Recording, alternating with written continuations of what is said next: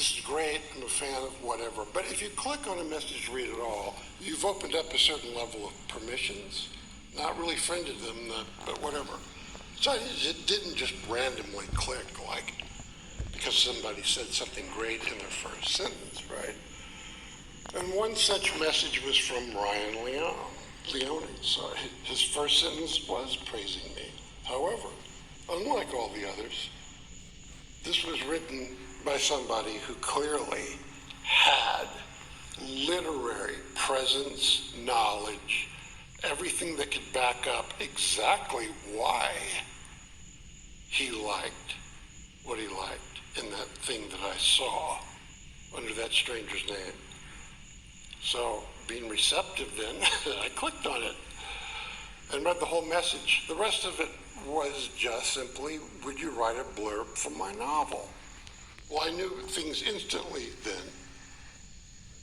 It was not published because a blurb would be used in publishing it, and that I would be reading then a manuscript, even on PDF, of a novel, which is lines right across the page, double spaced down every page, right? And that I'd be writing a blurb. What I was used to doing, I would get screenplays. Other screenwriter friends of mine who are not screenwriters, maybe somebody I've only met somewhere, but this screenplay won this or that contest, and yeah, I'll send it along. It's always for the same reason. I will then respond in some way that carries, a full reaction. If it doesn't have suggestions on changes, it's still not just, it's great, no notes. It's like, let's hear what your impressions are. And that's not really it. I'm a slow reader. The screenplay is 120 pages. It's certainly not all filled up because there's different margins. And I read them more slowly because then I reread parts and I might read it all again because I'm going to be formulating this response. And while I formulate it, maybe start, I'm just keeping a file going and typing what's coming to me. It might be the equivalent of 3 pages in an email of all that, right?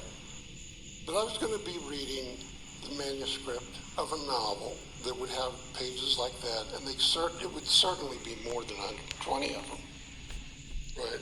And then I would be forming all of those thoughts and summarizing that into 2 sentences. 2 good sentences, by the way, a blurb. George Bernard Shaw once apologized near the end of an extremely long letter. I'm sorry I didn't write a shorter letter. I didn't have time. It's a universal truth. Putting all of that into 2 sentences? Okay. I sent him my email address. I would just let him know that there were certain things I'd be reading before that. And he sent it. And I did get to it. And I started reading it. And however long it took me, going back, whatever, one thing's for certain, when I started reading it, I didn't stop until I finished it. That's a fact.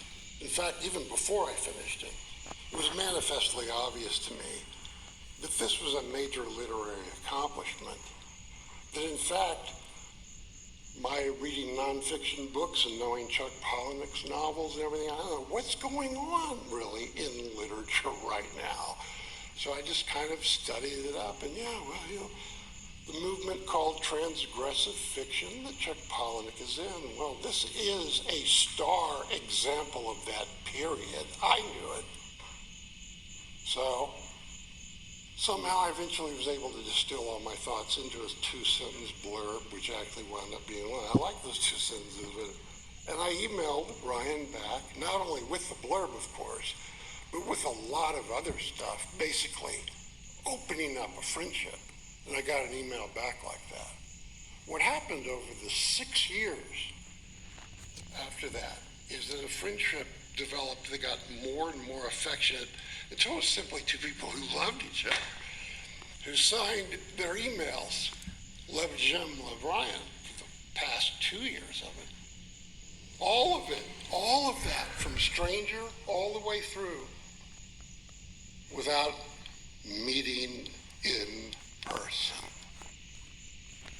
right? And incidentally, another friendship because it developed just with me and Karina. When Ryan was in prison, there were emails. No, it wasn't just information or accounts of what happened or how to do something. It was actual commiseration of our emotions about what's happening to him. All without meeting in person. Okay, there is one exception of 3-hour nights during the night, okay, in Santa Monica, in an outdoor restaurant. Well, it simply confirmed what I knew by then, maybe a year into this, to be a fact anyway. I'd seen pictures that, yeah, they were the most beautiful couple I'd ever seen. And secondly, they were both each the individuals. I full well knew them already and was friends with them for being. Okay, there was that.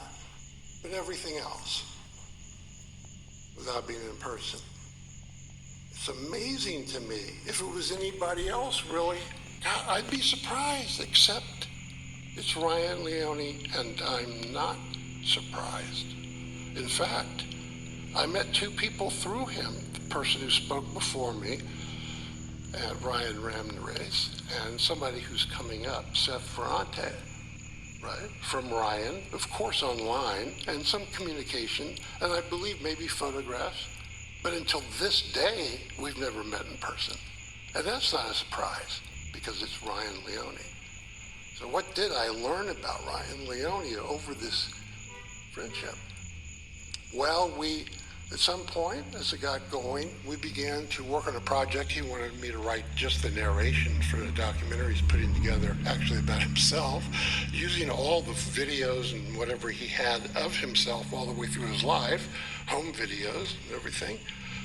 And that got up to a certain point, and then all knowing there is a date coming up where he will begin to go into prison and serve a sentence. And this certain amount of things that he needed, not finished by me, but himself, basically cutting together what's going to be used of that all the way through, because of at least my rough version of a narration had to be done. Then I could just refine it if I wanted to, then it would be recorded. But before he stepped in prison, the deadline was that would all be cut together, right?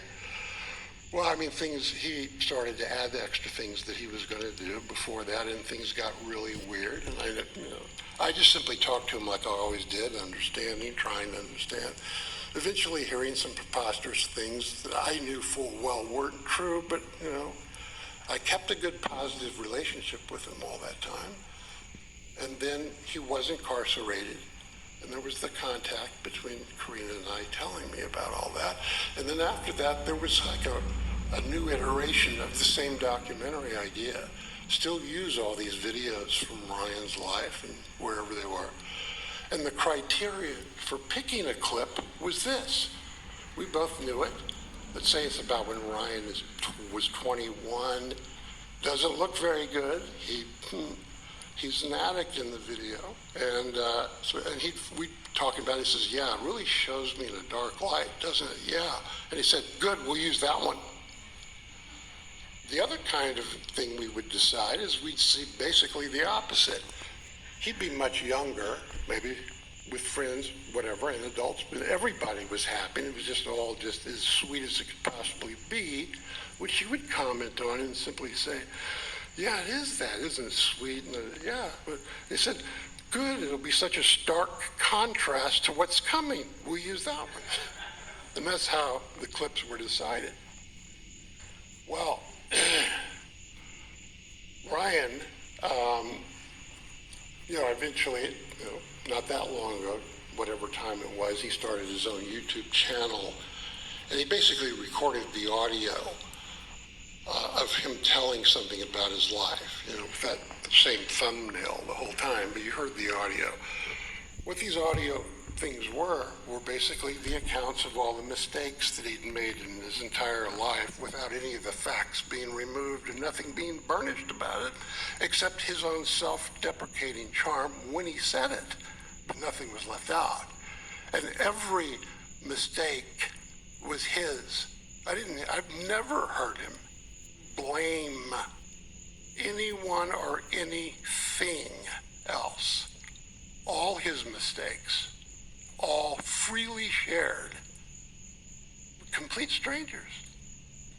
That was what I learned about Ryan Leone. another thing is that Ryan Leone never considered himself better than anyone. Yeah, sure, he looked up and he thought some people were on maybe a higher level than him, but there was nobody on a lower level than him, period.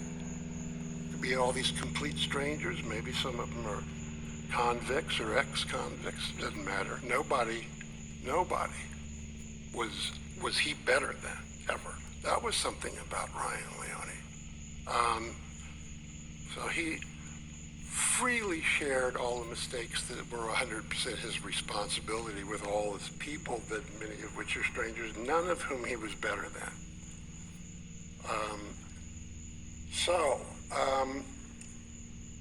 While he was in prison, this is a very interesting thing about him as well. Karina gave me the instructions of how I could send him something. You send it through the system directly to the prisoner, like to Ryan Leone, right? With this one way of doing it, everything. She said, yeah, do that. And here's the name of the prisoner you're going to send it to. What? Because it will assuredly get to that prisoner. So why am I? And it was, Karina said something about the ones that torment him as being a newbie, whatever. It won't get to him. But this guy who's not a newbie, he's been there, always bothering him. He'll get it. He'll give it to Ryan. Well, Ryan's only been there X amount of time. I know for a fact he stepped in there and everybody was a complete stranger to him. And all those strangers were inveterate convicts by virtue of the fact they were already there. And one of them, he had formed a bond of that much trust with. Again, amazing. Ryan Leone, not a surprise at all. In fact, it kept happening. Then he would be somewhere else. And there'd be this other prisoner you send stuff to. So was it amazing, surprising even, that it kept happening? Still not surprising. Not with Ryan Leone, it wasn't. And what did happen, I imagine, my mind maybe, in the process of them becoming close, that this prisoner thought, maybe I'll take a pen, put it to paper, and I'll create something.